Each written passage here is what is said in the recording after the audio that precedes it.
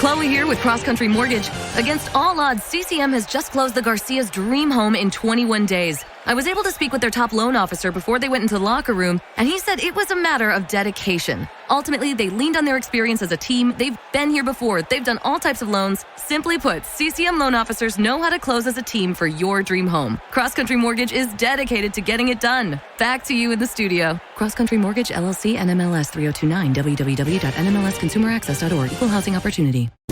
From the refrigerator to the laundry room, there are more ways to save with M-Perks at Meijer. This week, find Coca-Cola or Pepsi 12-packs for $3.99 with M-Perks, plus deposit where applicable. Lean Cuisine or Stouffer's frozen meals are $4 for $9 with M-Perks. And Tide laundry detergent is $8.99 with M-Perks. Plus, get free pickup on orders of $35 or more. Find it all at Meijer. Exclusions apply. See all the deals in the Meijer app. Welcome to the Boneyard with Steve Robertson. As always, I am your good friend and host, Steve Robertson, here on the magnificent Monday edition of The Yard. I hope you're well. It was a challenging weekend in some respects, but some things to definitely talk about. And when we talk about this LSU game, I think it's important to we talking about this over at janespage.com today on the message boards. Kind of got a spirited discussion going on over there. If you hadn't joined that, please come by and take a look and be a part of that. But it's a team loss. There were deficiencies and mistakes every single unit, whether it be special teams, defense, offense. So we're going to break all that down today. But it is absolutely a team loss. And it's one of those things, too, you look at. I don't think most people would look at this and say, you know what, LSU's a better football team than Mississippi State. The scoreboard would say otherwise because they scored more points. And ultimately, that's part of the game. That's why you play the game, to score the points. I'm not a moral victory guy by any stretch. We let a ball game get away that we should have won. We let a ball game get away when we were the better team. And our miscues for the second straight week allowed an opponent who was outplayed to win a ball game. That is on us. That is on our coaches. That's on our players. We got to coach better. We got to play it better. There's some things that happen in the ball game, some mistakes by players, and you say, you know what, that's on coaching. And the reality of it is that's correct. And so if you've tuned in today thinking I'm here to make excuses for the Bulldogs, I'm not. As a guy that lived in Baton Rouge for 16 years, maybe playing LSU is a little more personal to me, and we let them off the hook. We did. I thought we had some great wrinkles and some innovation on offense that really gave them a lot of trouble. And listen, Ed Orgeron said for a year, hey, we've been game planning for Mississippi State for a year. I didn't think they played very well against us defensively. I thought it boiled down to us and our own lack of execution at times. But at the end of the day, I think offensively we played well enough to win the football game. I think at times defensively we dominated. And you say, well, a couple plays here and there. Well, those plays count. Every play counts. And that's the thing, too. It's so disappointing. I've heard Tavez Calhoun say this. You go out there and you play 65 plays on offense and you give up three big plays, you've had a bad day as a DB. And that's how you have to look at it. We're always talking about progress over perfection. I don't know that we had to play perfect against LSU. We had to play well. We almost played well enough to win. And I think in many respects we did. But we didn't win. It's frustrating. It's frustrating for me. It's frustrating for you. But I didn't wake up mad Sunday. I woke up disappointing. I woke up mad last Sunday. Because Memphis is not nearly as good a team as Mississippi State. And, yeah, we had the call. But it shouldn't have boiled down to that. It did. But this past Sunday, I thought, we're a good football team. We don't always play like it, but we're a good football team. You go back and think about some of the teams and some of the games that we've had, kind of in comparison, you can say, you know what? We're a good team. We just got to find a way to make the crucial play. I think Mike Leach kind of hit it on the nail, hit the nail on the head with his post-game comments. Is sometimes we go out there just kind of hoping for something good to happen rather than expecting something good to happen. And there are times on offense that everything just seems to come so tough for us. And part of that, too, is the fact that people are going to methodically play a lot of drop eight coverage. Are going to force us to just kind of drive the ball down the field. There's not going to be the big plays. And I know a lot of people say, well, I don't understand why we don't take a shot. Well, we don't take a shot because it's not there. That defense is designed to keep you from going over the top. You throw it up for grabs, you're going to get the ball picked off. And that happened on an important drive early in the ball game. And so if you came here looking for me to make excuses, you're going to be disappointed. If you came in here for me thinking I'm going to say what a bad team we are, you're going to be disappointed as well. There are things we can do better. We outplayed LSU on Saturday, and we gifted them some points, and ultimately it cost us the football game. And while we are a good football team, we are not good enough to give away points and expect to win. We're just not there yet. I began to think about, we talk about, I hadn't seen any progress. And I think we're just being short-sighted when we say those kind of things. You haven't seen any progress. If you can't see that Will Rogers is playing better, then you just don't want to. Now, if you can't see that Will Rogers can play even better, then maybe that's a problem too. Will tell you that he needs to play better. But let's just go back and look here at a couple scores here. I just want to go back a couple years here. Let's go back to 2018. All right, that was the big thing. We got off to the 3-0 start, and we thought, hey, you know what? Maybe this Joe Moorhead thing's going to work out.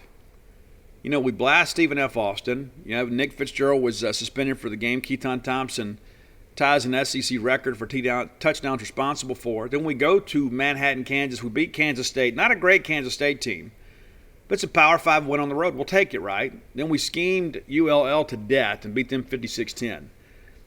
We're thinking, you know what? We got this, man. Got a really good chance, man. We got this elite defense. Got a great play caller. Some good things are going to happen. Then we go to Kentucky and put up 7 points against a good Kentucky team. I'm not taking anything away from it. That was a good team. Benny Snell, those guys, had some NFL guys that were leaders on that team. But we put up 7 points, and they weren't an elite defense. The next week we come home, we're thinking, okay, well, maybe we're looking ahead to Florida. We got the big Mullen Bowl coming back. We put up 6 points. 6. Defensively, we were outstanding. We put up 6 points. And if you recall, the game's, the decisive play in that ball game, was a double pass where we have Jonathan Abram had to leave the ball game. We'll be banged up. We bring in a walk-on safety, and Dan Mullen takes full advantage. We get beat. Cost us the ball game. A week later, we go to Auburn and get beat 23-9. Excuse me. We get beat 23-9. Then we go to Baton Rouge and get beat 19-3. So for 4 consecutive weeks in SEC play, we scored in the single digits. Had a national championship caliber defense, and we basically were an FCS offense in league play. A&M comes in. We beat them 28-13. Nick Fitzgerald, a good ball game, put the game away late. Nice little quarterback run there. And it kind of righted the ship in many respects. We knew we weren't a great offensive team, but we still found a way to win. And we blast Louisiana Tech. We're thinking, okay, maybe we're good. We go to Tuscaloosa and get beat 24-0. Then we get Arkansas here, and Joe Moorhead beat Chad Morris unmercifully 52-6. And then we beat Ole Miss 35-3. And that's when you had the infamous popping off comment from Joe, about Ross Bjork. And I think at that point people said, we're going to be okay. We closed out the regular season winning 4 out of 5. As bad as we were offensively in the middle stretch, we won 4 of the last 5, and the long loss is to Alabama. And that was a 24-0 game. It wasn't like they beat us 51-0. We were competitive for a while, had some calls not go our way, but offensively we found some traction late. So let's go to 2019. Year 2 of Joe Moorhead. And, of course, Nick Fitzgerald is gone. We bring in Tommy Stevens. We go down there. We beat UL Lafayette 38-28, but it was a struggle. It was. Give those guys some credit. We beat Southern Miss 38-15. Tommy Stevens opens that game with a pair of touchdown passes, as pretty as you'll see. He takes that shot to the shoulder, has an AC joint separation that lingers the rest of the year. We lose to Kansas State, had a chance to win that ball game. The big kickoff return was, really the play that turned that thing around. Garrett Schrader starts against Kentucky. We win that ball game 28-13, but again, we were far from an offensive masterpiece. We go to Auburn and get absolutely destroyed. Scored a couple touchdowns late to kind of make it look better than it really was. We go lose to a very, very, very mediocre Tennessee team in Knoxville. Really turned their season around. 10 points. If we start Garrett Schrader in that game, we probably win. Tommy Stevens absolutely imploded there at Neyland Stadium. LSU comes up here, beats us 36-13. And again, that was a really good LSU team. Remember, they won a national championship that year. We go down to College Station, get beat 49-30. Just absolutely couldn't stop them. Honestly, I thought this is probably the worst game we played all year. Was that game at College Station? Made Kellen Mond like a Heisman candidate. We go back to Arkansas. Garrett Schrader didn't play that game. Tommy Stevens absolutely lights Arkansas up. Colin Hill with a big game, 54 points. And again, I don't know what it was between Joe Moorhead and Chad Morris, but Joe always ran the score up on Arkansas. In that ball game there, we could have scored 80 if we wanted to. Then we lose to Bama 38-7, beat Abilene Christian 45-7, beat Ole Miss 21-20. And again, that's a ball game too. We're up about to put that game away and just didn't have the killer instinct. And give Ole Miss some credit. They could have laid down. They didn't. They came back and had the big comeback late. Really, that game should have been over. It wasn't. Give Matt Corral some credit. Hit a big throw to Braylon Sanders to extend the ball game. And you know what happened next. And then we go up and we're unprepared against Louisville in the Music City Bowl.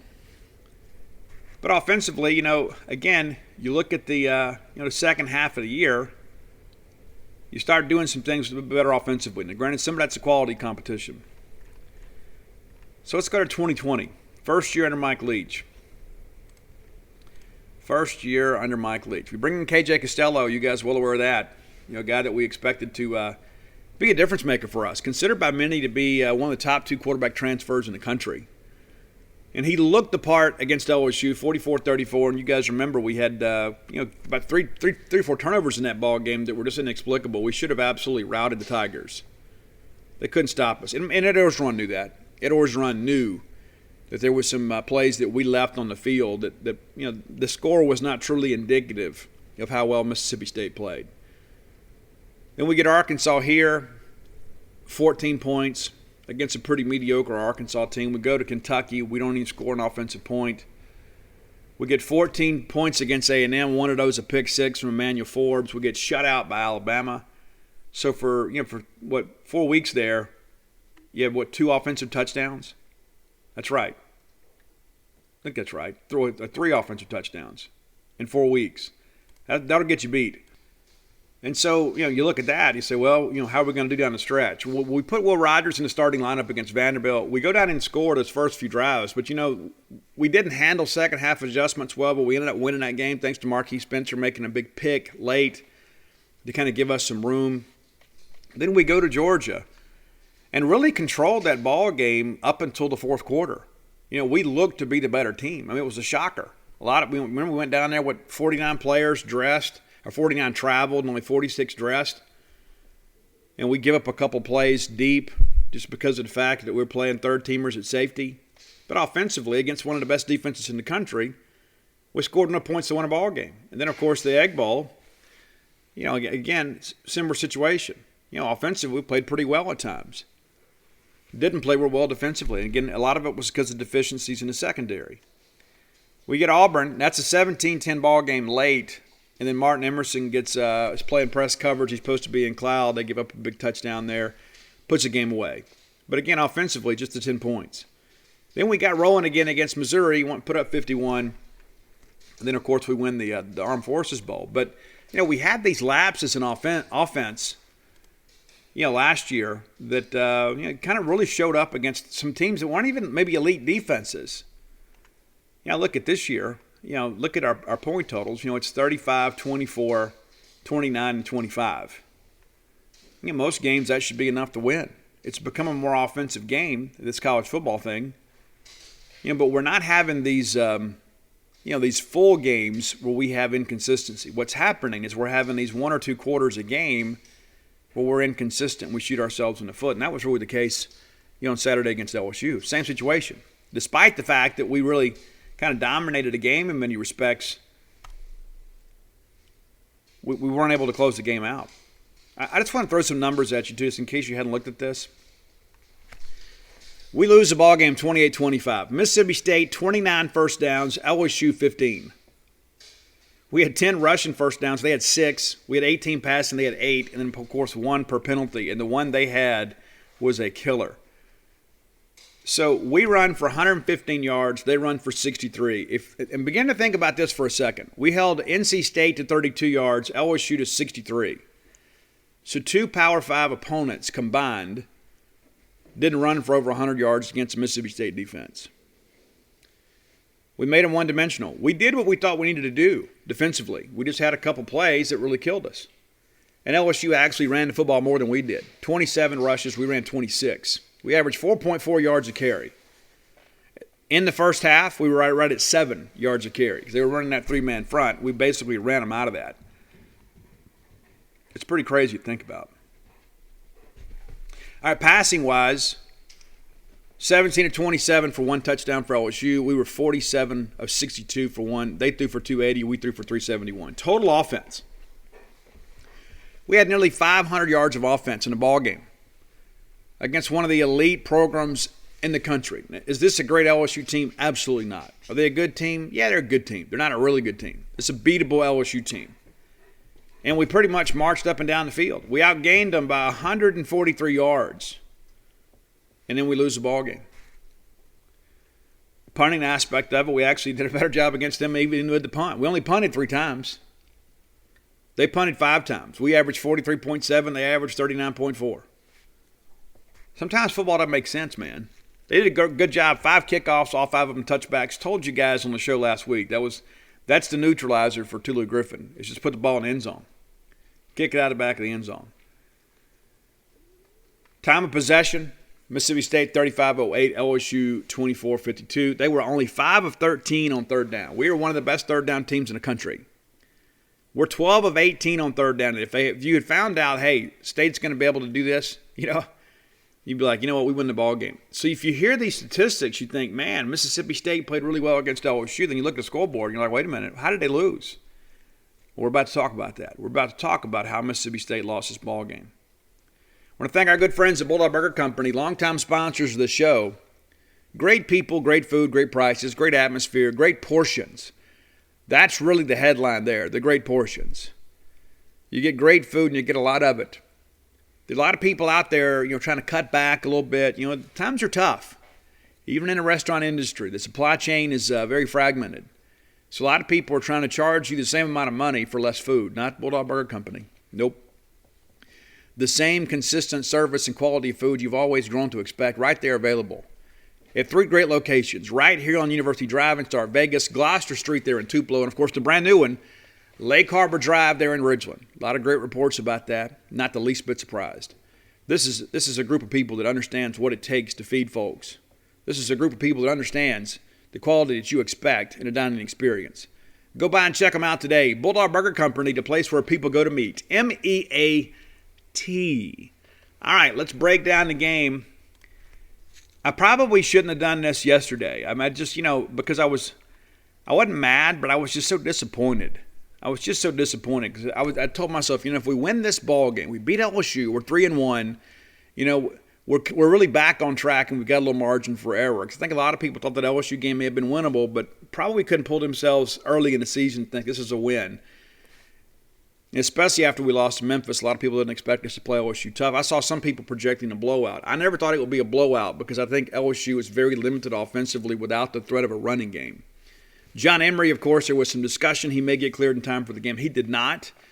Not sure what to expect on that, but that's no longer a problem for us. That's somebody else's issue. And you know what? Was considering some of the teams they're going to play, maybe they'll get him back and get this thing going. But he did not play against us. So let's get into this. We win the toss. And we elect to receive again. And again, we get going. We get a great first drive right out of the gate. We're complete to Makai Polk for 5 across the middle out to the 25. Then we're back to Malik Heath, who is really beginning to emerge from Mississippi State. Big physical guy. If you don't get a good bump on him coming off the line, you're in trouble. So 13 yards there for him. We go back to Marks on a great inside handoff off the left side, if I'm not mistaken. And Marks goes for 14 yards. We're already out to the 43. Then we're complete to, that gets us across midfield. And it's complete to Malik Heath for 5, which brings up a 2nd and 5. We run Marks, and now we're at the LSU 38. Brings up a 3rd and 4. Will Rogers throws it out to Malik Heath, who has the first down. trying to do more. And again, some bad things happened. I'm never going to judge a guy for trying to make a play for his team. But it was an unfortunate situation. Malik Heath fumbles at the LSU 30. They return it back to the state 35. That was a huge, huge play. You know, we're going in right there. Even if we just get a field goal here, you get the lead, kind of get the defense going. Really an unfortunate situation. Really, really, really changed the early complexion of this ball game. But we were able to overcome it in many respects. LSU, of course, takes over at our 35. They run for no yards. Big Cam Young, who's playing well for Mississippi State, kind of an unsung hero on that defensive front. Cam Young getting out there making a big play. Then it's complete to Jack Bash for 9 yards, brings up a 3rd and 1. And what do? We stone them again. Again, Cam Young and Fred Peters from Columbia High School. They hit Johnson, hold him for no gain on the quarterback sneak. And then they decide to go for it on 4th and 1. They get it. And again, that's a statement play for Orgeron. That's him telling his offensive line, who I really thought didn't look like an LSU offensive line. They really didn't. They're not an impressive-looking group. And you can kind of see what they're struggling a little bit. They're just not as athletic as they have been. But that's Ed Orgeron saying, hey, listen, we're in plus territory. Let's go make a statement. They do. They get the first down. Complete to Brian Thomas for 9 yards to the state 14. 2nd 1, they go with Davis Price. So I thought he ran pretty hard. He didn't have a good game, but I thought his effort was there. He gets a first down here at the MSU 12. They're complete to Butte. We snuff it out. Did a really good job there. I thought Aaron Belay and Emmanuel Forbes both really ran the football well here. Then they're incomplete to Butte, and Randy Charlton all over Johnson. Brings up a 3rd and 9. We bring the house. I want to say we brought 6. We might have even brought 7. And give Johnson credit. He steps up and throws a strike to Butte for a touchdown. That's how close this game is sometimes. A half second longer, he's on the ground. You gamble there and it doesn't work out. You're trying to force a quick throw. You're trying to force a field goal attempt. And to give Johnson credit, he made a big league throw there. Gives LSU a 7-0 ball game, and again, there's a touchback. We come back out the next drive. This was not one of our better drives of the ball game. We still moved the chains a little bit. Marks runs for 5. Marks runs for 6, gives us a first down out of the 36. We're incomplete to DJ. Then we're complete to Marks, who gets 2. Then we're back to DJ for 5, and he's short of the sticks. And with linebackers playing in that, in cloud coverage, they were determined to make us throw the ball underneath and then run, make a tackle. And, in order to break a big play, you're going to have to break a tackle or two. We weren't able to do it here. We end up punting, and Archer Trafford does a pretty good job here. Gets it out at the 19. Would like to have a little more length there. It's only a 38-yard punt. Directional punt as it was, but would like a little more length there. But the defense makes it stand up. They take over at their 19. Connor runs for a 1-yard loss. Aaron Odom, who's beginning to make some plays for us too. And that's a guy too we had some high expectations of. And he hadn't necessarily kind of lived up to those. And this year he is beginning to be a contributor for Mississippi State with that second-team defensive front. Johnson complete to former Mississippi State commitment Deion Smith for a 12 yards out to the 30. And then Goodwin runs for a 2-yard gain. Aaron Odom again with the tackle. Nate Watson also in there making some things happen. Incomplete to Butte. And who's in his face? Cam Young. Cam Young in there getting the quarterback hurry. And then incomplete to Deion Smith. They end up punting. We get the ball at our 37, so we've got a really good field position here. Now it's time to go do something with it. So we do put a pretty good drive together here. We're not able to finish, and that's really the issue, right? So we're complete to Tulu for 3. They talked about getting him a little more involved in the offense. He did play a little bit more. Didn't have as many touches as I would like to see. But you come out there, you get it to him. And it's like that. People have kind of picked up on these slip screens that we run. The wide receivers. We're starting to see a lot more traffic. I think people maybe recognizing some of the formations there. But be that as it may, we go back to Dylan Johnson for a 1-yard gain. Brings up a 3rd and 6. And what do? We find Tulu across the middle there. Battled through a tackle from Devonta Q. Strong, former Mississippi State commitment, Devonta Q. Strong for the first down. Then LSU jumps offside to give us a 1st and 5. We're already at the LSU 44, and you're thinking, let's go and put this thing in. We've already converted a possession play. Let's go make some things happen. We run DJ for 4, and then come right back with 10, gives us the first down. 1st and 10 at the LSU 30. And one of the things I'd like to say, too, we've talked at times, Marks would have a good game. DJs would have a good game. I think both of those guys have played exceptionally well the last couple of weeks. That's a tandem right there because of the fact that Marks is a guy that is running with so much more power, and then DJ is a little more elusive and has always been kind of a power guy. We've got a pretty good tandem there. Watching those guys grow up together is going to be awfully interesting. And the fact that we gave them more of an opportunity to carry the football, I thought really kept LSU on their heels. They were in that three-man front. We were like, okay, that's cool. If you're going to give us those 4 or 5 yards, we're going to take them. We took full advantage of it, for a while. We really did. And so, we come back again. It's 1st and 10 at the LSU 30, and we're back to Tulu. So that's 3 touches for Tulu on the drive, all 3 of them for positive gains. Brings up a 2nd and 5 at the LSU 25. We don't have to panic here. And memory serves me correct, we had a crossing route wide open. I think what happens here with Will Rogers, I think Will has kind of got a predetermined read. It's like, okay, I got the look that I want. This is where I'm going to go with the football. And I don't know if it's a situation where we just underthrew it there, but we kind of, we hung it up for grabs there. We get picked. A little bit impatient there, if I would say. I think that's the one play I look back with Will Rogers. And, of course, we can pick apart everything. There's all things that happen in the ballgame. This was a decision that was not a good one. Now, and you can say, well, the decision's bad because we had to pick. Well, exactly. I just don't think you have to take that shot, in a 7-0 ball game when you're already at their 25 and you haven't had a negative play on the drive. We had the juice, and I think we had them confused a little bit, and we gifted them a possession there. So now it's LSU 7-0 with the football. And again, defense comes out and does some good things. They run for 3, and then they finally get loose for their one big gain of the day, an 18-yard gain. Then they run for 6. Brings up a 2nd and 4. Cam Young again in the backfield forces the incompletion. That ends the quarter. And you're thinking, okay, they've had a couple runs here. Let's go ahead and get some things done. Well, we do. On 3rd and 4, they elect to test Emmanuel Forbes with Keyshawn Butte. Forbes breaks the pass up. He was covered all the way. This is a situation where Johnson's just trying to lay it up there and let his guy make a play, but instead our guy made the play, brings up a 4th and 4. They get off a 52-yard punt, and we return it out to our 15.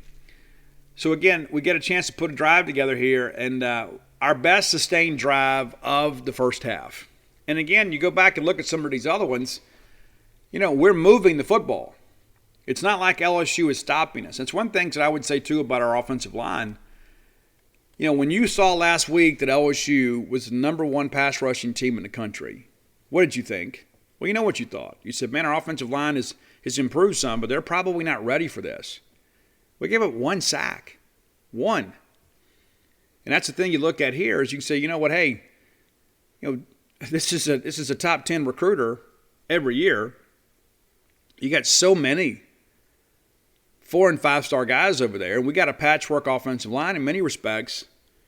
And they go out there and really took the fight to LSU. We were never overwhelmed on the offensive line. There may be 1 or 2 plays we may get beat on a play, but it's not what I expected. I hoped that we would play well. I didn't know that we would play well. And I thought that our offensive line really stood up to the LSU front, even when they were in a 4-man front, especially in pass protection. So this drive starts at our 15, and we're complete to Marks for 5. Then we're incomplete to Ra. It was a little bit behind him. A pass he still should have caught. He tried to run before he caught it. They didn't label it a drop. I would say that it was. Then we're complete to Austin Williams for 22. Well, steady Eddie Austin, right? Go back. Will Rogers. This, again, we talk about decision-making. This was a bad decision. Ultimately, it didn't cost us. The ball is batted back to Will, and he catches it for a 4-yard loss. In that situation, you just want to bat the ball down. That's what you want to do, is you're going to get a negative play. You just bat it down, it's an incompletion. So as the quarterback, you don't want to catch the football.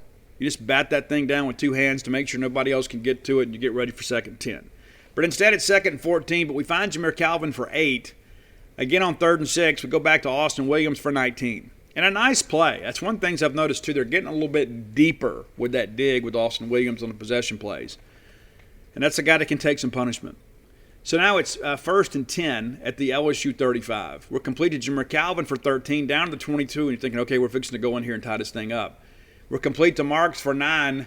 That gives us they give us 9, but they ultimately give us they give us a first down, and they said, no, it was 2nd and 1. So somebody made a mistake here in the box score. But So 2nd and 1, we run Marks for no gain. Then we go back to Marks and we get 3 down to the LSU 10. And we're all thinking, okay, we're about to go in here. Then we run for 3 on the, it's just like you begin to look at this thing, okay, it's 1st and goal now inside the 10, and we've got to find a way to put this ball in the end zone. Very similar to what we saw at Memphis last week. We get in the red zone, we bog down a little bit. The one good thing we'll say about this one is we didn't just go out there and throw 3 pass plays. So 1st and 10 at their 10, we run for 4. And that's Will Rogers tucking it and going there. Makes it a 2nd goal at the 6. We're complete to Austin Williams for 4, which gets it down to the 2. 3rd and 2, we're going to run the football. We overloaded the right side, and and I get it. Sometimes that's just big football. It's kind of like those statement plays. I think we were just going to show them we could run the football in. I didn't agree with maybe going right because we'd had so much success running behind Charles Cross left, but they get us. This is the one play you look at and say, hey, LSU, you kind of bowed their backs here and got us, forced a field goal, and it's good. Makes it a 7-3 ball game. But this is a drive that we should have been able to finish. There's no questions about it. And again, I go back to the play call. Maybe we're growing a little bit. Last week against Memphis, we 1st and goal with the 4, and we run 3 pass plays, and I was told at least one of those was an audible. But this time we go down there and we run the football. We just couldn't get the job done. But it's a 7-3 ball game, so we're still in this thing. And again, we're moving the football pretty much at will. And what's interesting too is when we did get inside the red zone there, that they switch out of the 3-man front and go to a 4-3 alignment. And so the adjustment that we made kind of forced them to adjust to us. All right, so it's a 7-3 ball game now. Defense stands tall this time. We do a great job kind of getting the ball back here. But it's interesting. Impact plays on this drive for both teams. So Randy Charlton, we bring a stunt there, and Charlton gets free. And it is a textbook form tackle sack of Max Johnson for a 9-yard loss. Brings up a 2nd and 19. And right now we're thinking, hey, we're going to get good field position. We're going to get off the field here, be able chance to take the lead here. They're complete to Dion for 7. Just kind of checked it down to him. And for just 7. Brings up a 3rd and 12. It's a huge play in the ballgame. We're thinking, let's get out of here. And instead, they hit Brian Thomas for 20 to get the 1st down. We didn't play that exceptionally well, but we come right back. They test Emmanuel Forbes. He gets underneath Deion Smith for the pick and at our 20. So, again, we had a chance to get off the field. Didn't work out quite as well as we'd hoped to, but, again, the defense stands tall, makes a play right here. So now, again, we have a chance. We're just at 6 minutes and 8 seconds to go in the half to go make a play here. Let's make some things happen. So we're complete to DJ for 7. We come back and run for 3, which gives us a 1st down at our 30. We're complete to DJ for 2. Then we're incomplete to Heath and incomplete to DJ. So back-to-back plays right there. We end up having to punt, and it's a 53-yard punt. Great punt by Archer Trafford to the LSU 15, and then they get loose. We miss a tackle, and then they return it 24 yards, and who is it? Cam Young. Cam Young, Sherman Timms making tackles out there in punt coverage. But, again, a chance for us to flip the field, and we don't. The good thing is that, State defensively was just decided, what, we got to keep playing here. Connor runs for 2, then Connor runs for 6, brings up a 3rd and 2. It's complete to Jack Bash for 4. There were some people that thought once Mississippi State offered, we might get Jack Bash. Listen, he is an LSU legacy. We never had a chance of getting that kid, no matter what anybody told you. Then they're incomplete to Deion Smith. Ty Wheat in the face of Max Johnson Then we get Max Johnson on the sack, and there were two fouls on the play. I don't know that he identified them both. There was holding and a chop block, and we decline the chop block and take the sack, which brings up a 3rd and 16. They nearly convert. We're basically in cloud coverage here ourselves, making them throw the ball underneath, and they got 14, nearly got it. They ended up running it down and taking a punt, and at the 10. And so, really we're not expecting to do anything here. And so here's what's interesting about this, and there's one thing I want to say at the end of this drive that kind of illustrates a point I made earlier in the segment. We're complete to Marks for 8 out of the 18, and we go back to Marks for 7 towards the 25. 1st and 10. Clock's running down on us here. We're complete to Polk for 4. And then there is the face mask on LSU. There were a couple of those that didn't get called. It's amazing to me that some of these things can happen and never get called. But so now it's all the way out to the MSU 44, and we've basically got a chance for a Hail Mary here. And so we roll Will out, and then he gets sacked on the Hail Mary attempt. That's the only sack of the day. That's it. A play where he's sitting there waiting for everybody to get downfield, and we get sacked on a Hail Mary attempt the last play of the half. That's LSU's only sack. That's it. I can live with that. Again, these guys led the nation in sacks through 3 weeks, and the only one they get against us, considering how many times we drop back to pass, is a Hail Mary attempt to end the half. It's a pretty good job by your offensive line.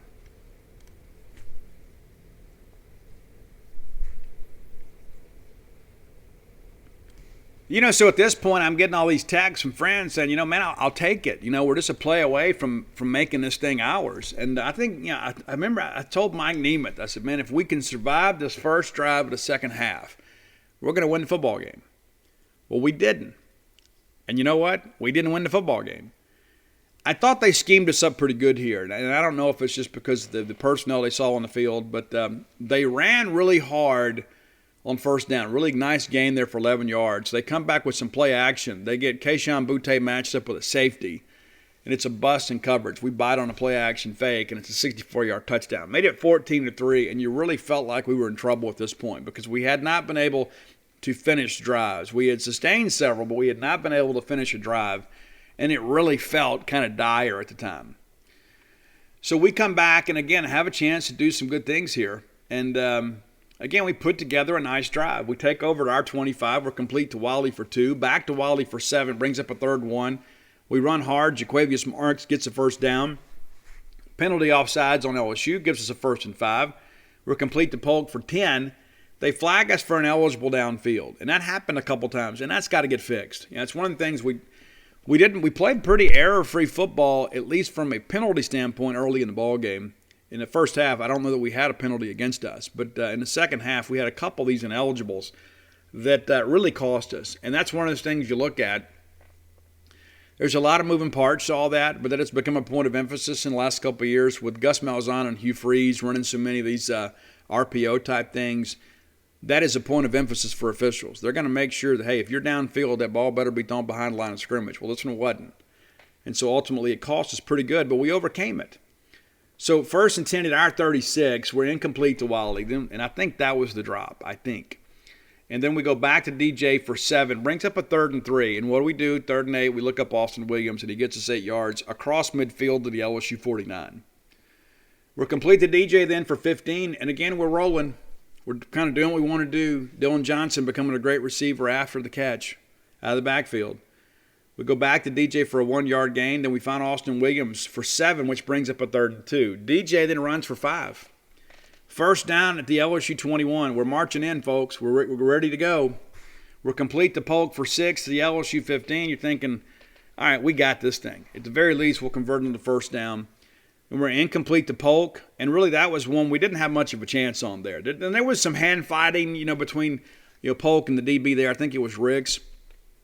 But really, the way the pass was thrown, it wasn't very competitive. And then we're incomplete to Malik Heath. We have to attempt a field goal, and we miss it. We hook it. So, again, you've got a chance to pull within one possession. We blow it. So this is, again, a special teams miscue for us. And listen, McCord's been good. I'm not jumping on the kid. He was 3 for 3 in his previous 3 attempts. And then he pulls this one. And he'll tell you he should have had it. It was a good snap, good hold. We just hooked it. And in a ball game like this, you just can't afford to do it. So LSU gets the ball back, and one of those deals too where defense, you got to think at some point they start thinking, we got to go make a play here, make some things happen. Goodwin then runs for 9, then Kiner runs for 7, and this is one I thought was a really physical play. Kiner gets toward that sidelines, for some reason decides to go airborne against Duncan, and Fred Peters absolutely destroyed him there on that sideline. I mean, it was a very vicious but legal hit after the first down. To be honest with you, I was a little concerned about Kiner. I thought he was out on the sidelines, but they were able to get him up, and they did take him out of the ballgame for a while. And then they go back to complete to Armani Goodwin for 2 yards. They find Jenkins, who is kind of a hidden gem for LSU. I think he's a guy that can really play, that maybe doesn't get the notoriety that Butte does, and rightfully so. Davis Price goes for a 2-yard loss. Jett Johnson, who continues to play well for Mississippi State, brings up a 2nd and 12. Johnson completes to Jenkins for 5, and then Max Johnson gets flushed and runs for 5. We make a big lick out there. Jack Harris on the tackle there. Force a touchback. They punt. And again, we've got a chance here. Got to climb back into this ball game. And this inability to sustain drives in the the third quarter, kind of became a little bit of an issue for us. A couple times we had a chance to make plays. This is our only 3 and out of the day, though. If I told you beginning the ball game, hey, State's going to outgain LSU, we're going to have 1 3 and out on the day, you'd say we won the ball game. So Will gets flushed, goes for no yards. We're incomplete to Calvin, and they absolutely broke it up. And then we're incomplete to Calvin again. And so 3 plays, 0 yards. We punt. Trafford, a 40-yard punt, only to the LSU 40. This is the one you look back and say, man, we really could have used a better effort here. Inconsistent, right? And then LSU immediately capitalizes. We get beat, a complete bust, have no idea what happened here. Got basically with nobody within 20 yards of him. Trey Palmer, 58 yards for a touchdown. It's 21-3, and a lot of people decided, you know what, I'm headed to the house. A lot. Saw a pretty exciting finish to the thing, though. That's one thing I'll say about our guys, man. Sometimes we dig a hole. We're not scared to fight. I wish we had a little more fight early when the game was still in the balance. You know, it's like it's 21-3. Oh, we got nothing to lose. Well, why don't we feel like we got anything to lose in the first quarter? You know, let's go out there and hit first. It's like, yeah, we're kind of like a trap fighter. You know, that's what we used to call those guys in Taekwondo. It's like you go out there and you act tired and yell like you're wounded, and you try to get your opponent to get a little bit undisciplined and kind of bring, you know, a vicious attack at you, and you counter off of it. I wish we, instead of us being a trap fighter, you know, spotting everybody a lead, let's go out here and you know, put our foot in somebody's throat. All right, so we come in, we're incomplete to Polk. Then DJ runs for 12. DJ runs for 9, gives us the 12 gives us a first down. Then we get 9 to bring up a 2nd one. And then Woody Marks for the 1-yard gain gets us the first down.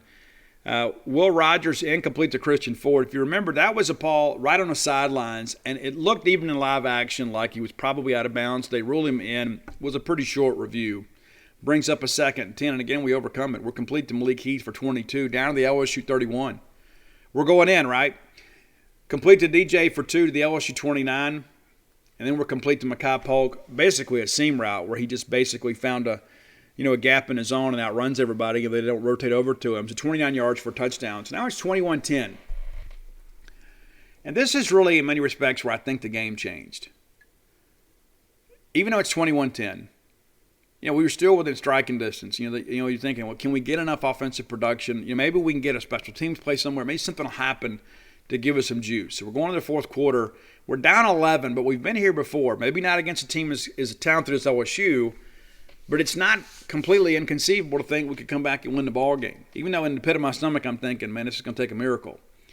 So they're complete to Butte for 9, brings up they were incomplete on our initial play. They're complete to Butte for 9 to give us a 3rd and 1. And then Price gets it. Randy Charlton, Jett Johnson with a tackle. It's a rush for 2 yards. Then they're incomplete, brings up the 2nd and 8. Incomplete to Brian Thomas on the 3rd and 8 play. So we force a punt here. So they're punting from their 37. We have the juice and the mojo right now. We just went and put the ball in the end zone. We've gotten a stop. Let's get a punt. Let's get off the field. And, if we get any score right here whatsoever, we're within a score, with basically half the quarter left at a minimum. And then we get the punt, and Rodney Gross is called for leaping. I saw it as it happened, and it seemed like that flag was in slow motion. There was no disputing the call, I thought. It's like, and what irritates me the most is we have Wiley and Williams both back. And so clearly we're trying to set up a return. And so, again, it's hard to fault the guy, for just trying to make a play for his team, but you got to be smarter here. You got to understand the situation. This really changed the game. Now, it wasn't the only play of the game. Obviously, again, we're down 21-10 here, right? But in the grand scheme, and looking back at hindsight, you look at, man, we basically extended this drive for them. We had a chance to have the ball at our 20. Instead, they have it at our 48. run for 3, and then you have the touchdown to Cole Taylor where Emmanuel Forbes and Fred Peters ran together. Emmanuel Forbes carted off. Again, no official word on this, but we don't expect it to be something that keeps him out for long. Could he play this weekend? We don't know yet. We don't know. It's always scary when you see a guy being carted off, but they were able to get him sitting up. So, again, that's, we'll ask. I don't expect to get an answer, but we'll certainly ask. I'm sure if I had to take a somewhat educated guess, I would say Emmanuel Forbes is probably in concussion protocol. That would be my best guess. So now it's a 28-10 ball game, and then you really think that this thing is definitely over. But it wasn't. We start our drive at 11:32 to go in the ball game. We're incomplete to Heath. We come back with a completion to Marks, who gets 8. We're complete to Christian Ford for 9 and gives us a first down there. 1st and 10, we go back to Marks for a nice little pass play here for 11. Marks then runs for 4 out to the LSU 43. We're complete to Mekhi Polk for 4. Brings up a 3rd and 2. We find Polk again for 17. Do you find that you've got less time to do the things you really want to do? Maybe you don't have time to run to the store and put together a great gourmet meal for the family. Well, our friends at HelloFresh are here to help you. Fall is very, very busy. The kids are back in school. There's lots of activities. Not to mention sometimes you just don't feel like going and dealing with the hustle and bustle of the supermarket. Allow our friends at HelloFresh to take care of you. HelloFresh's family-friendly menu is a big win for back-to-school season with easy, delicious recipes for drama-free dinners. We all want more of that. They offer 50 menu and market items to choose from every single week. From vegetarian meals and calorie-smart choices to extra special gourmet options, there's something for everybody in the family. Recipes are designed and tested by professional chefs and nutritional experts to ensure deliciousness and simplicity. All right, so here's the deal. I have tried all of these home delivery kits, and I'll be honest with you, HelloFresh is exactly what they mean. The name is not just some catchy marketing campaign. It is HelloFresh, delivered right to your door. Because I believe in its product, I've partnered with these folks, and I'll be honest with you, we're going to share a promo code for you to help you get involved, let's just say. Go to HelloFresh.com/Boneyard14. What's a Boneyard for? Boneyard is for you. The 14 is for free meals. Again, that's HelloFresh.com/Boneyard and the number 14. Boneyard 14. For up to 14 free meals, including free shipping. You can't do better than that. Again, HelloFresh.com/Boneyard 14. There's more to Kings Island Tricks and Treats Fall Fest than just trick-or-treating. Sure, you'll find hay bale mazes and pumpkin decorating, but you'll also find craft beer tastings and seasonal cocktails, vampire chili corn dogs, and Day of the Dead fries. Plus, your favorite rides will be open to deliver the thrills, found only at Kings Island. Whatever you're looking for this season, it's all here at Tricks and Treats Fall Fest, only Saturdays and Sundays now through October 31st. Enjoy unlimited visits this year and next with a 2022 Gold Pass, only at visitkingsisland.com. It's amazing in here. First down. 1st and 10, we run for 8. And again, how many negative plays do you hear? Every time we turn around, it's a positive play. I think the last negative play we had, was the sack at the end of the half. It's like you begin to run through these things, it's like, we're getting positive plays. It's not like we're getting behind the chains due to the fact that LSU is out executing us. That's one of the things that makes it so frustrating, right? Okay, so it's, again, Marks runs for 8, which brings up a 2nd and 2 at the LSU 14. We're going in, right? We're going in. Then we're complete to Polk for 9 down to the LSU 5. 1st and goal. Marks then runs for 2. We're complete to Marks for 1. Brings up an LSU, 3rd and goal at the LSU 2. You're probably thinking like me, oh, here we go again. Not going to be able to convert in the red zone. But we do.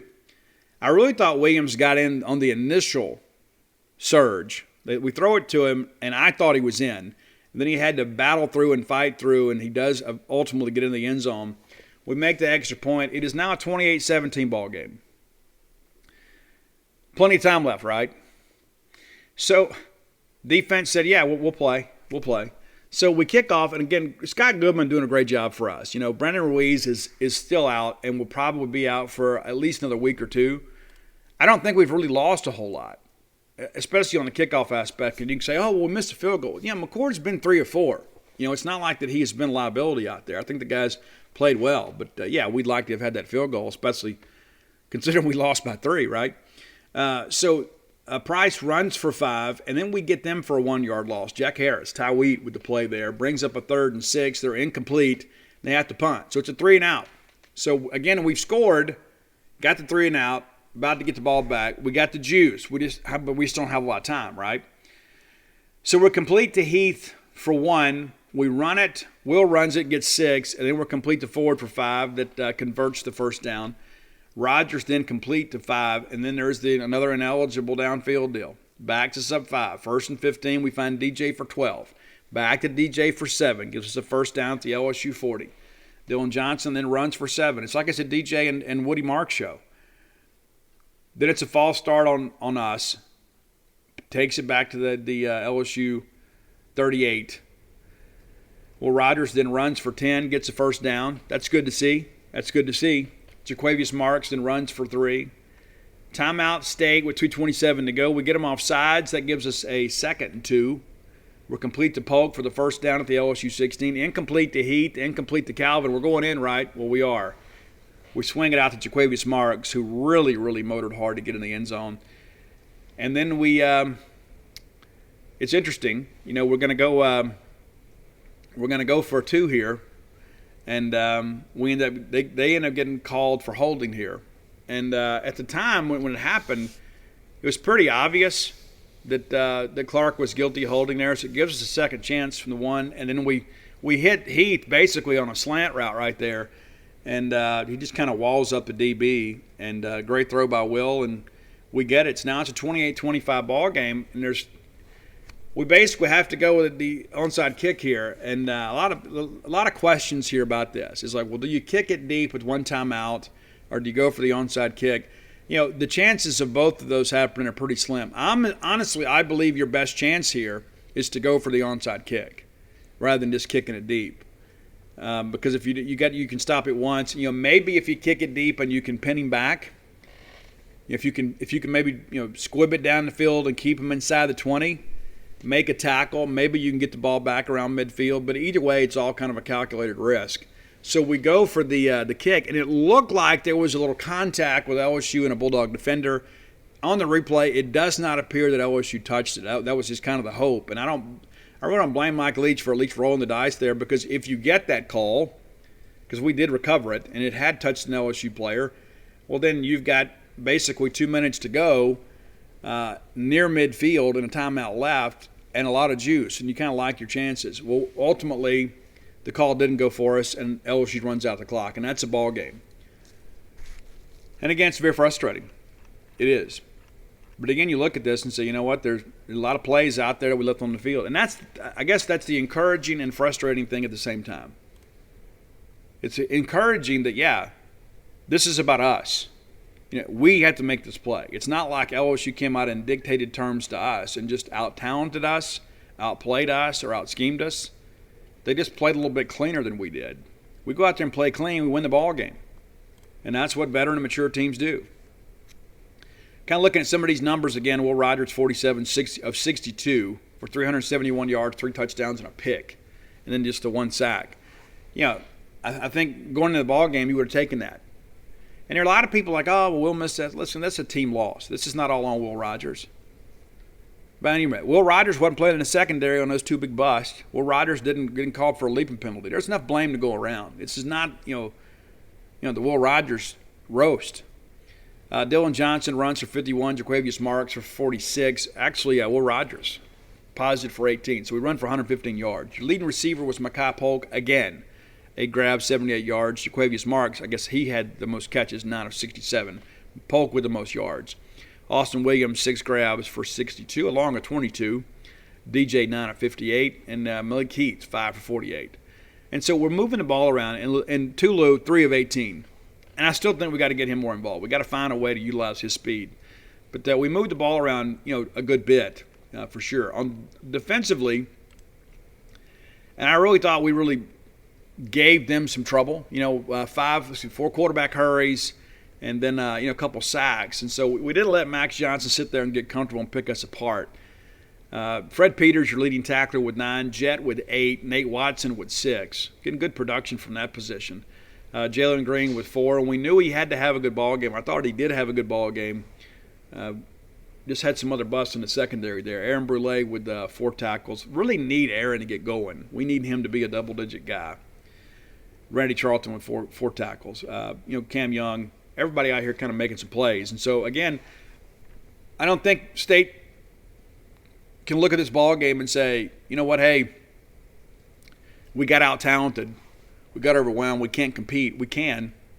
And the fact that we can point to a handful of plays and say, hey, if this happens and this happens, it's a different ball game. Well, you got to make those plays. You got to correct that. There's no excuse for a lot of these things that happen. And it's like, the leaping penalty, and I want to address this too. Yeah, it was a pretty egregious thing. It really was. And it came at a very crucial moment in the ball game. But for those people that went out there and attacked that kid on social media, I know the one guy that had sent the DM that Rodney Gross had shared, the guy's actually an Alabama fan. But let's be the adults here. I mean, come on. We've talked about that during baseball. I mean, don't go out here and tweet at these kids because you're angry. I mean, come on, have some class. There's no point in any of that at all. It's not a good look for us. It's not a good look for Mississippi State. It's not a good look for you, your family. But at the end of the day, the most important part of it is why would you say something so cruel to a young person, especially in that situation there? You don't think Rodney Gross feels bad enough for that lapse in judgment? You don't think that he knows that's going to be on the SEC network and all his friends back home and everybody's going to see that? He doesn't need you to go remind him that he made a mistake. Have some character. But that's the ball game. Let's get into today's top 10 list, brought to you by closewithblair.com. That's closewithblair.com. BLAIR, closewithblair.com. Many of you have the dream of home ownership. Maybe you think it is elusive. For you, doesn't have to be. Blair is the guy that gets things done. I like to do business with people that are winners, and that's what you have with Blair. Top 1% in the country when it comes to close ratio and loan origination. There's not a loan out there that he hadn't seen. You may think that your problems are unique. You're wrong. This is a guy that's dealt with a lot of complex borrowers, a lot of complex cases. Many of you are just kind of straightforward. Maybe you're just looking for the best rates. Maybe you're just looking for an expedient service. Blair can handle all that stuff too. It's not just the scratch and dent mortgages. He can handle the straight ahead stuff too. Visit him at closewithblair.com, and by being a loyal Boneyard listener, he is going to give you a bit of a discount. If you mention the Boneyard to Blair Chandler during the facilitation of your application process, he is going to pay for your appraisal. That's a $300 value. Phone number is 601-500-2344. Again, 601-500-2344. Licensed in multiple states, too. Good network of people around him. Works for Fairway Mortgage, one of the top 5 mortgage lenders in America. Give Blair a call. And again, remember to mention the Boneyard. I'll be honest with you. I really thought we had done this 80s icon. Like I had to text Roy. I was like, hey, have we done this? And I get my list out and look. No, we hadn't done this. How have we not done Kenny Loggins? One of the great American songwriters. I mean, it seemed like every hit movie in the 80s had a Kenny Loggins song on the soundtrack, whether it be Caddyshack or, Over the Top or Top Gun. I mean, my goodness. It seemed like they were everywhere. And not to mention one of the greatest motion picture soundtracks of all time, Footloose. Kenny Loggins was like a key part of our radio experience in the 1980s. And really was putting some things together back in the late 70s. It was really, really interesting with Loggins and Messina. There's a lot of things out there, a lot of songs. You're like, oh, that's Kenny Loggins? Yes, that's Kenny Loggins. Also a great songwriter, had a lot of people that recorded his songs. So we're going to do the top 10 Kenny Loggins songs today. How about that? That'll be fun for the ride home today. All right, number 10, the song Forever. And it is very 80s. It's got that big open, with the synth and the a lot of percussion in the beginning. But an incredibly written song. I think you'll dig that one. Number 9, kind of a forgotten classic. I don't know that I hear this on the radio very often. And it's 2 of the iconic performers of the genre.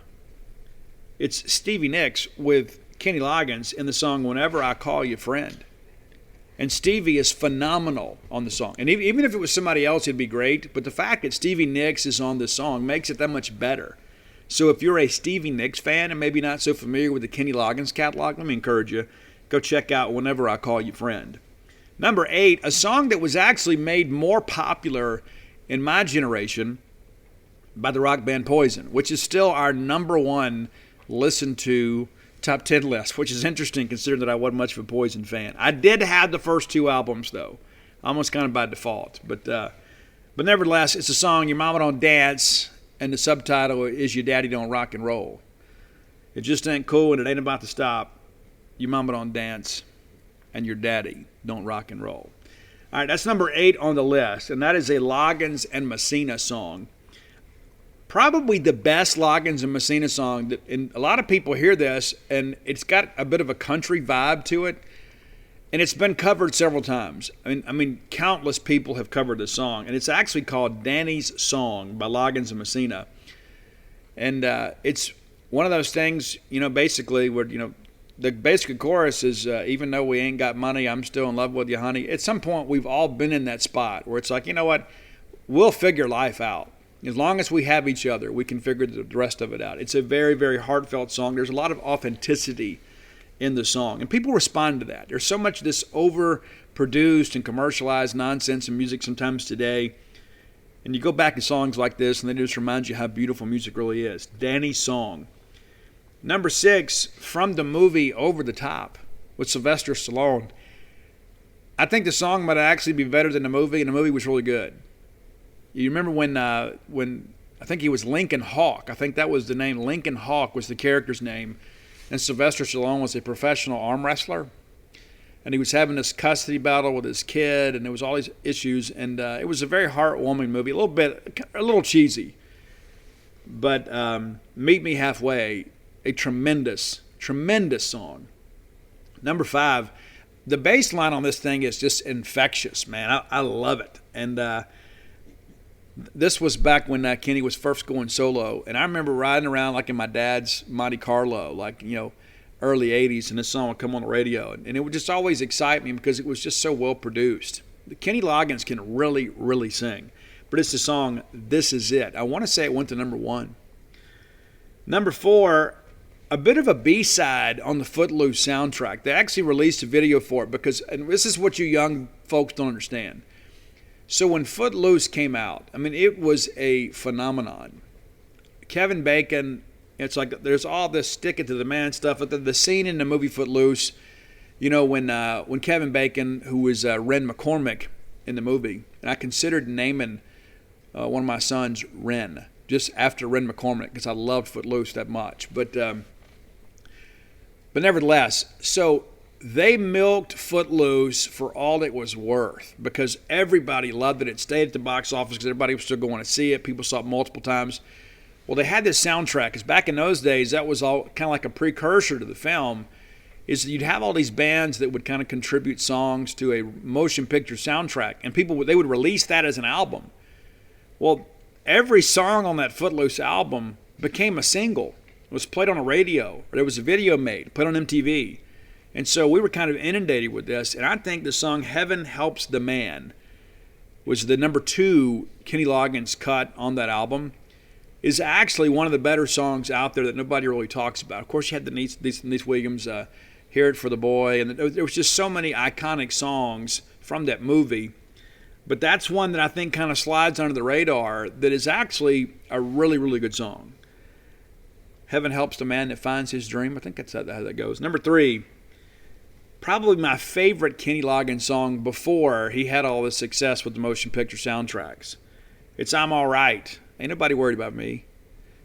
It's a fun song. It's a one that makes you want to kind of clap your hands and stomp your feet too. If you don't know it, go check it out. I love that song. And so I think we get down to the end here, and I think everybody will agree these last 2 songs, these are the ones that have kind of made Kenny Loggins' career in many respects. In some ways, that's a shame. Because we know them because they were just such a big part of pop culture, but I think if you dig a little deeper and you listen to this list, I think if you only know these top 2 songs and you go back and listen to some of this other stuff, you're going to get a new appreciation for how talented Kenny Loggins is and was. Number 2, I'm going with the theme song from Top Gun, Danger Zone. Right into the danger zone. And I tell you, that movie is another one that was just so enormous for us. And I can't wait for the new one to come out. You know, when Maverick goes back and he's a teacher, and I can't wait. Love those Tom Cruise movies, man. Anything that was kind of great at the time either had Kenny Loggins or Tom Cruise. This one had both. So Danger Zone. Number 1, you know what's got to be. It's the one. It's Footloose, man, because everybody wants to cut Footloose. I mean, that's Footloose made everybody want to dance. When you saw that movie, if you didn't know how to dance and you saw how much the girls enjoyed dancing, then guys wanted to learn how to dance. And most of them were like Willard. You know, most guys couldn't dance, and so they would just get a couple steps. They could get out there and not feel like a complete idiot. But I wanted to be Ren McCormick, and so I learned how to really dance. And to this day, I am the best self-taught club dancer you have ever known. And you know this. You know this. But that's your top 10 list, Kenny Loggins. Man, really a fun list, too. I mean, really. I mean, you begin to think about this. You're like, man, golly, there's so many great songs. And there were a couple I didn't mention, like, for the first time. I mean, that is a tremendous love song. But this Kenny Loggins list, I think, is one you'll have a lot of fun with. No matter what age you are, what generation you're from, everybody has heard Kenny Loggins. And I guarantee you this. When you put this list on, you can be like, I didn't know that was Kenny Loggins. Well, it is. It is. So there you go. If you have an idea for the top 10 list, reach out and let me know. I've got something special planned for later in the week. Really excited about that. I'm not going to tip it yet. Let me just say it's got something to do with hair. That'll be coming up on Friday's show. How about that? And that's no surprise coming from me, right? All right, so there you go. That's your top 10 list. If you got an idea, reach out. Let me know. Social media, @ScoutSteveR, all forms. I'll get back with you. If you're looking for a list, go to Dogmatic67 on Spotify. You can find those. If you're an Apple Music guy, Izzy Mandelbaum is taking care of that. I had a chance to visit with him yesterday.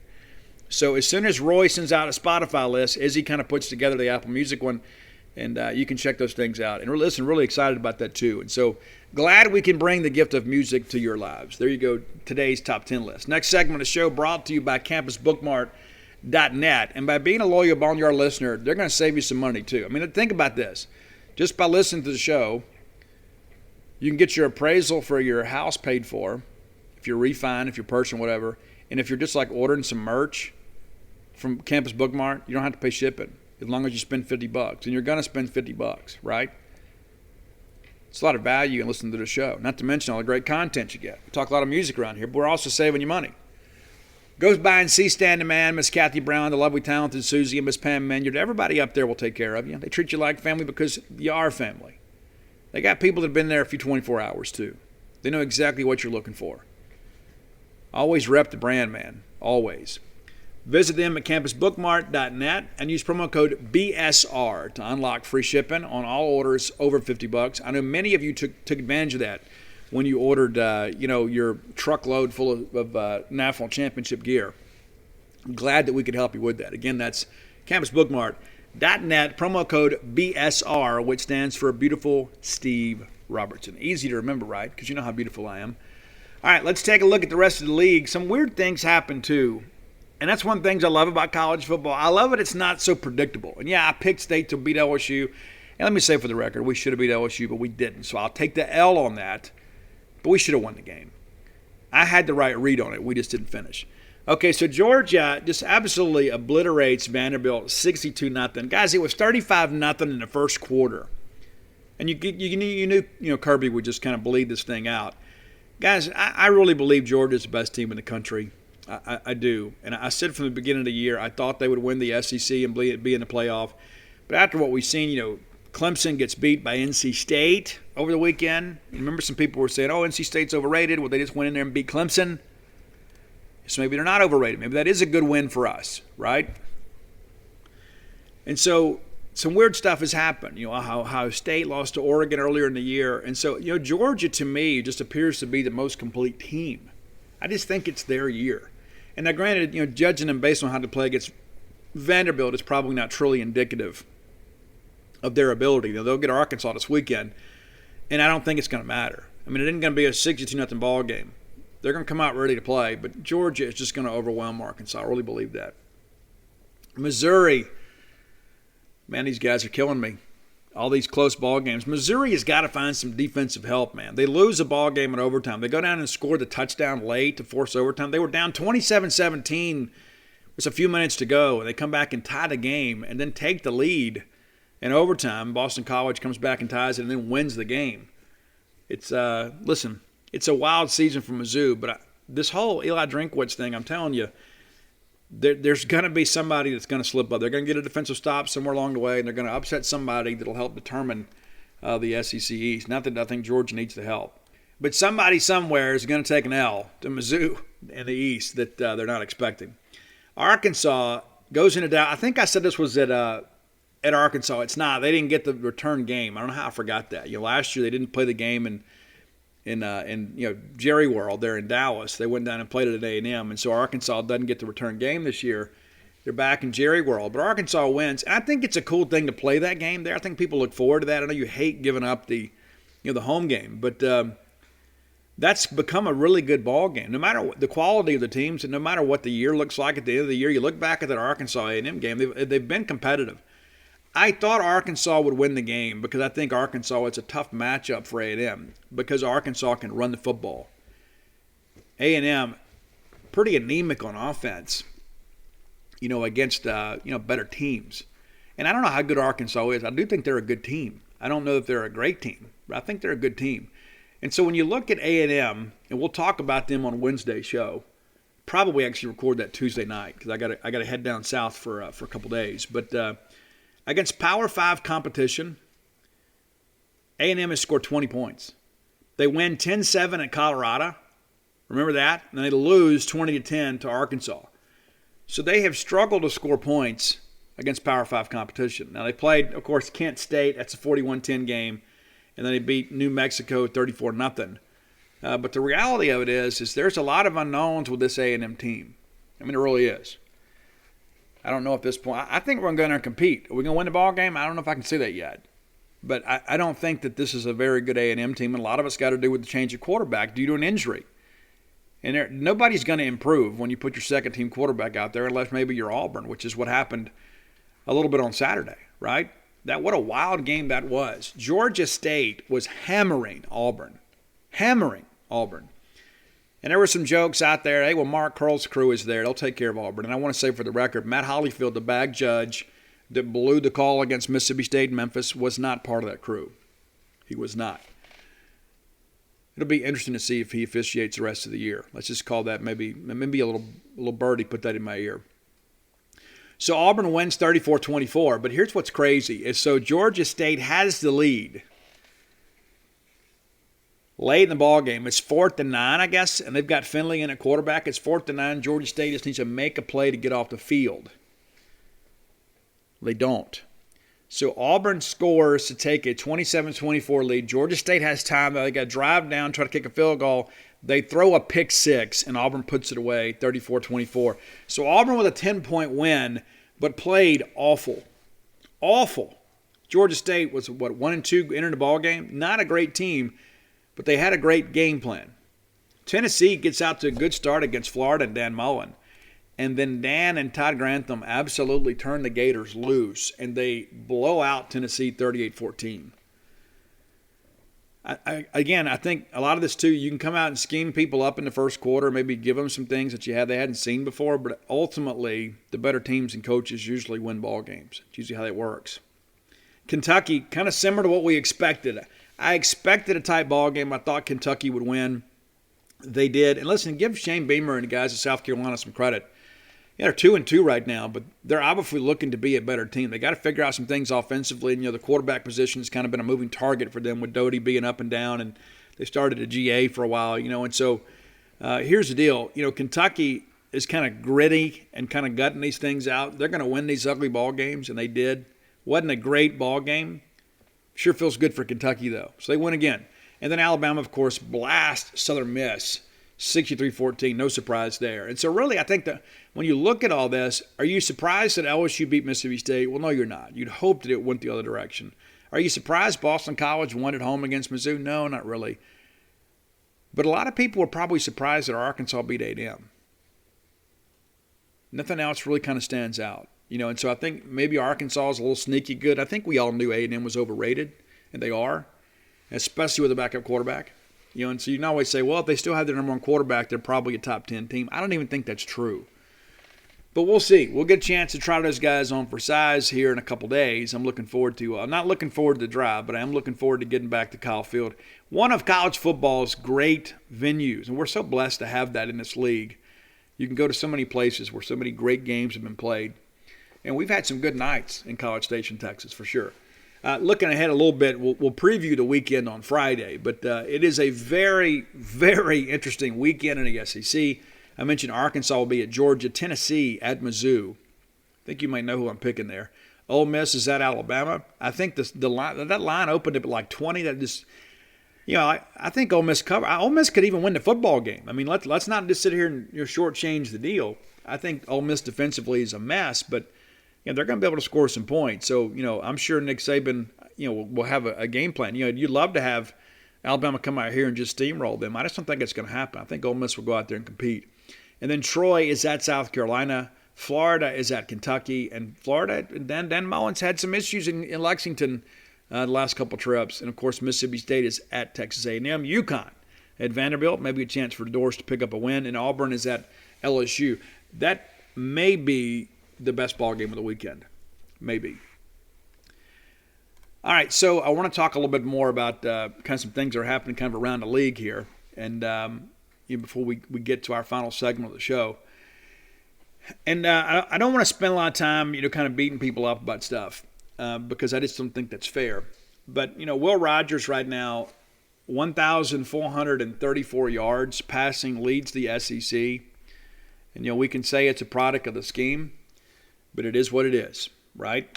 That is just the bottom line. That is a factual statement. He leads the SEC in passing. Now, I want to kind of put that in perspective just a little bit. Last year, in 2020, Will Rogers threw for 1,454 yards. That's it. That's what he threw. Now, granted, he was a part-time starter for us with 1,454. And so when I began to look at some of these other things, I began to ask myself, okay, is he getting better? I think it's pretty safe to say he is. Everything is up for him this year. Everything is up. Has he made some bad reads at times? Absolutely has. All quarterbacks do. You're just a little more acutely aware of it because he's our quarterback. And that may not be right. I've Googled that, and I don't know that that's correct. I looked for Will Rogers' 2020 stats, and I think I got a bad link here. So, let me find this. I want to make sure we get this right. There's no way he already had that.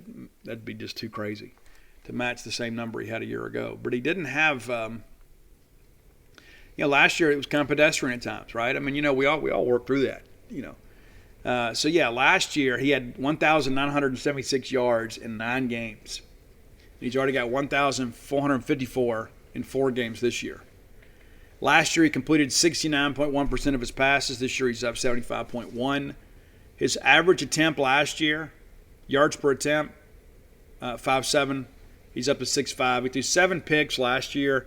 He's got 2 this year. Quarterback rating this year of 143.7 compared to 123.5.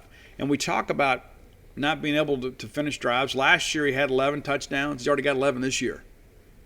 And just think about what we've left on the floor. There's a lot of other opportunities out there. And so, again, I'm not going to sit here and rain on the parade and talk about, Will Rogers not getting it done. But there's more that he can do. There's no question about it.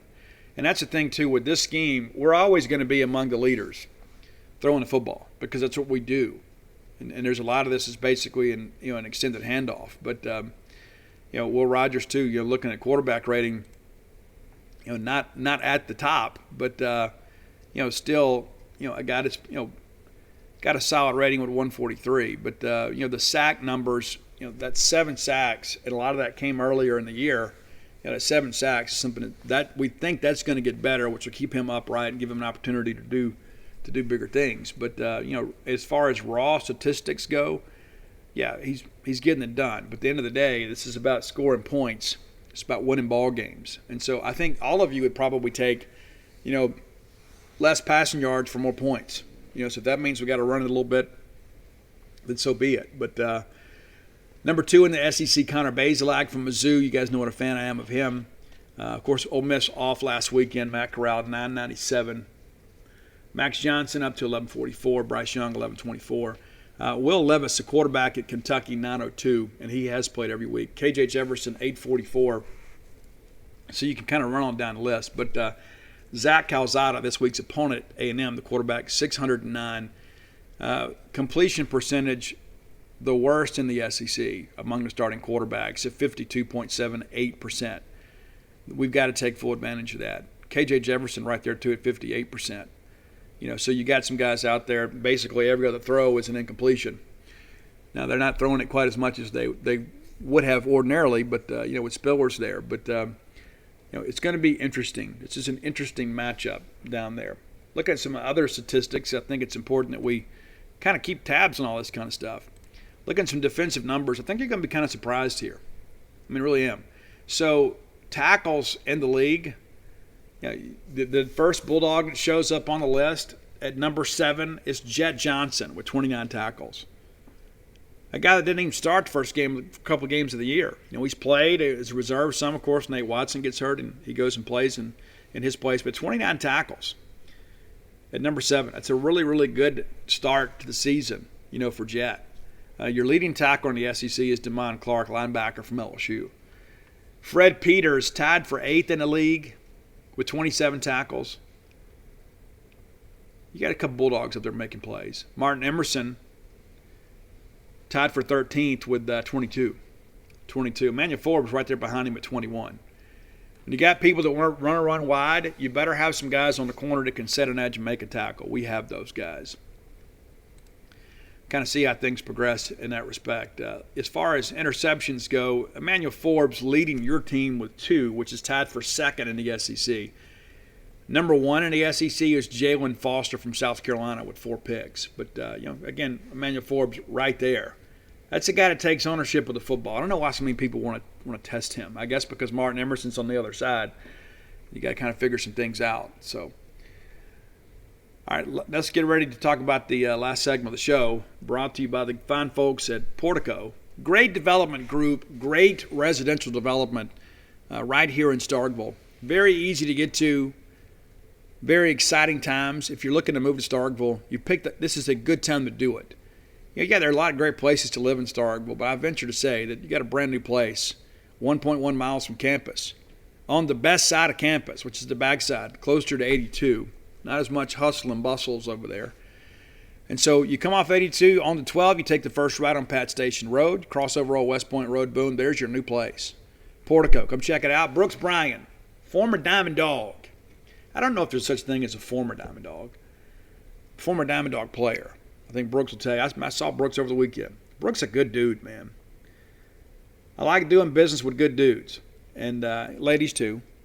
But Brooks is a really good guy. I really like Brooks a lot. If you got questions about where you should live, you give Brooks a call, and he'll tell you. Brooks Bryan's phone number, 601-416-8075. Again, 601-416-8075. Come out here and check it out. 2-bedroom, 2-bath homes, up to 4-bedroom, 4-bath homes. So really, a size for everybody. Whether it be your primary residence or an investment property, or maybe it's just your ballgame weekend retreat. We love it when you come up here and visit, man. There were a bunch of you here this weekend. But let's make Portico your next move. All right, I want to talk about our new Bulldog hero. And I bring this up because he has a new book. I think it's actually his only book.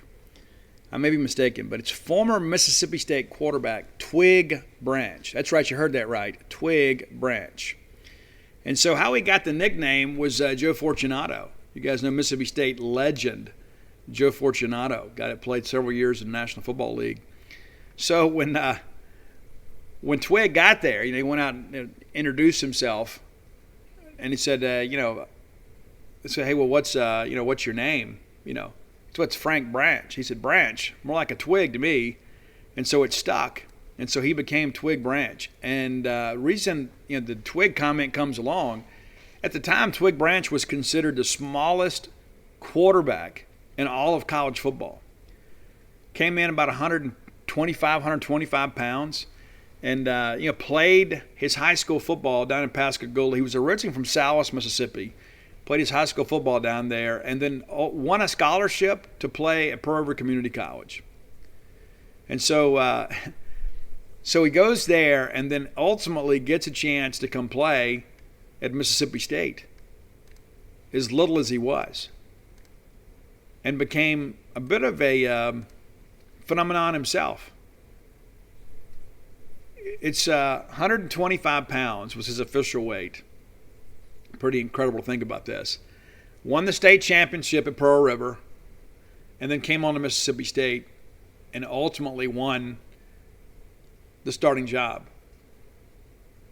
It's pretty crazy to think that Twig was also the junior college player of the year at 120 pounds. 125, excuse me. According to media reports at the time, again, the smallest quarterback, and beat Tennessee, beat LSU, beat Georgia. It's pretty incredible to think about. There's always these guys out there, that have these great stories. And so Twig has written a book called Zero to Hero. Now, of course, I want you to buy my books too, but I don't want you to just buy my books. Now, this is a guy that has some great stories about playing on a 49 and 1950 teams at Mississippi State. And so if you're looking for some more Mississippi State history type stuff, because Dogpile will be out later this year, and you can order your copies at dogpilethebook.com. You can also get Flim Flam, Starkville, and Alpha Dogs. But you're kind of outside of the Robertson writing tree there's Twig Branch. And so I'm going to encourage you, maybe give that book an opportunity. Twig is like 91 years old, and so this is kind of his memoirs of playing high school football and playing at PRC, and of course playing at Mississippi State. And it's crazy to think about the fact that we've got so many of these people that are still around, and then they're sharing this knowledge and their experiences. And so I'm so glad that he wrote the memoirs. I have not read it yet. I saw it yesterday at Book Martin Cafe downtown, right across from my books. It's right there. So while you're picking up my stuff, you can look at his. But played for Slick Morton, I guess in 50 and 51. I think that's correct. But we had some wins. It's like you look at this stuff. 1950, we beat LSU, beat Auburn, beat Tennessee, 7-0 game there, and so with the smallest quarterback in college football, it's kind of interesting. And he has his own website, so if you'd like to go visit twigbranch.com, I'll give you a quick little bio here. There's a couple things on here. Twig was nominated 3 times for Back of the Week after wins over Tennessee in 50, LSU 50, and Georgia in 51. So he played 50 and 51. My mistake. And here's the story they give about the legend of the Twig, is that Fortunato said one day after practice, Fortunato looked up to him and said, "Hey, what's your name?" He goes, "I look up at that big monster and said, 'Branch, sir.'" He looked back at me and says, "You ain't nothing but a twig." And that's great. That's how nicknames generally work. Twig was inducted into the Mississippi State Sports Hall of Fame, the Pearl River Community College Sports Hall of Fame, and the Mississippi Community and Junior College Sports Hall of Fame. After a stint in the Navy, he enjoyed his own season of pouring into young men as the head high school football coach for the Picayune Maroon Tide. Sports aside, Twig counts his greatest accomplishments as his faith in his family, the joy of being a husband, father, and pawpaw and grandpa have created a whole new meaning to glory days. Twig currently resides in Picayune, Mississippi with his wife Dana, where they enjoy good times with their children, grandchildren, great children, and community of friends. So go check him out. Somebody from our history, part of our Mississippi State sports legacy. And again, the book is From Zero to Hero, and that's not because he was a loser by any stretch. You could wear zero back then, and so they just put that rule back in where you could start wearing it again. But Twig wore the number 0, and so that's kind of how it became, part of the title there. So go check that out again. I kind of thumbed through it a little bit yesterday, and so there are a lot of people, of course, that maybe have played for Coach Branch or played with Coach Branch, may remember him from being down on the Mississippi Gulf Coast. So if you're looking to kind of get some more information about that, again, that's twigbranch.com to get information about Twig. But you can find that book locally, and I'm sure all great bookstores in Mississippi can get that for you. But I know downtown, I think Campus Book Mart and Book Martin Cafe both have it. So I'd encourage you to go check that out if you're looking for some reading material while you're waiting for Dogpile to come out. I always want to throw a bone to our other Mississippi State folks whenever we can. I believe in supporting Bulldogs because Bulldogs should support each other. Good, bad, or indifferent, good times and bad. We're still a family. There's so much of that goes on. It's so easy to get caught up in the emotions of the moment sometimes and kind of forget who we are. And that's not to say that we accept negative results. It's not to say that we expect negative things. I'm not one of those people. And there's a lot of people out there that you kind of have this poor old Mississippi State mentality. I'm not one of those people. I expect more. I think we have a chance to be successful in all fields of play. Do I think we can win a national championship in football? I don't know. I think we can compete and really get to some elite bowl games, but I think we've got to take some steps as a program and find some more consistency. And this has really nothing to do with Mike Leach, but really, even going back in our history, the financial commitment that we have made for football in the last decade or so is unparalleled in our school's history. And it's not just baseball. It's like I read some of those comments sometimes, and I know it's just people that are kind of caught up in the moment being a little bit smarmy, but football is not hurting for resources by any stretch of the imagination. There's no way we're deferring to baseball over football. And just because we go out and built the greatest cathedral in all of college baseball doesn't mean that we're doing it at the expense of football. All right, well, that's going to do it for today, man. Thanks so much for your time. I hope you guys have a great week. And for those of you that are traveling to the College Station this weekend, be careful out there. A lot of our Bulldogs that we only get to see when we go out there to South Texas. We're looking forward to seeing all you guys. And no book signing for me this weekend, but I will be back next week when we're home again, and we'll be downtown. May do some other stuff. I'm not trying to do a whole lot because I know what's going to happen once we get into the Dog Pile book release and book tour. Going to be a lot of stuff going on with that, and I will probably be signing pretty much every day, trying to get out and get things done all over the great state of Mississippi. And so I'm kind of pacing myself a little bit, knowing that those days are coming. So probably recording some Boneyards from the road during the month of December. Don't know how much time I'll be at home, but look forward to getting out and seeing all your smiling faces. And again, visit dogpilethebook.com to pre-order those copies. We'll give you a delivery date once we have it. But again, everybody's guaranteeing me we'll have it to you before Christmas. And so just hang in here with us and we'll get it done. I know a lot of people are thinking, I'd rather go to a bookstore. Let me tell you, here's some things you need to know. When we put out our initial order into the publisher, they said, hey, it's going to be difficult for us to meet that due to supply and demand of paper. So there will be a second printing, but there's no guarantee. We're not going to get it for the second printing before Christmas. We'll get our initial printing before Christmas, and then we'll do some things, obviously, for the spring and for baseball season. And, there'll be a lot of life for this book. But if you want to make sure that you've got a copy of Dog Pile under the tree for your Bulldogs and your family, you need to order dogpilethebook.com. And I've had several bookstores tell me that they're already putting their list together. They already got their pre-orders through their bookstore, and I appreciate you guys supporting them. But if you're an out-of-stater, or even if you're an in-stater, if you're an online shopper, go to dogpilethebook.com. You pre-order through the website, you're guaranteed to get a book. If you wait till 2 days or a week before Christmas and you think you're going to walk in Lemuria Books and get a copy of Dog Pile, you're probably just kind of deceiving yourself. All right, listen, we look forward to being with you guys, and we're 2-2. We should be 3-1, could be 4-0, but what the flip side of it is, we could be 1-3. But we are where we are. We got to figure out a way to go win some football games, and my hope is Mike Leach and those guys will get it together. Got to make a move here pretty soon, head to campus, and attend a Mike Leach presser. But until next time, let's all live our lives in a way we make more friends than enemies, and people can see a difference in the way we live. Chloe here with Cross Country Mortgage. Against all odds, CCM has just closed the Garcia's dream home in 21 days. I was able to speak with their top loan officer before they went into the locker room, and he said it was a matter of dedication. Ultimately, they leaned on their experience as a team. They've been here before. They've done all types of loans. Simply put, CCM loan officers know how to close as a team for your dream home. Cross Country Mortgage is dedicated to getting it done. Back to you in the studio. Cross Country Mortgage, LLC, NMLS 3029, www.nmlsconsumeraccess.org. Equal housing opportunity. Kings Island is issuing a fear warning for the city of Cincinnati and the surrounding areas. Halloween Haunt will make landfall on September 24th and is expected to induce terror until the 30th of October. All patrons are advised to take caution. Unspeakable horrors are among us, and there's no hope of escape. Halloween Haunt, fear is waiting for you. Come and get it. Halloween Haunt admission is included with your Gold Pass or buy a ticket at visitkingsisland.com.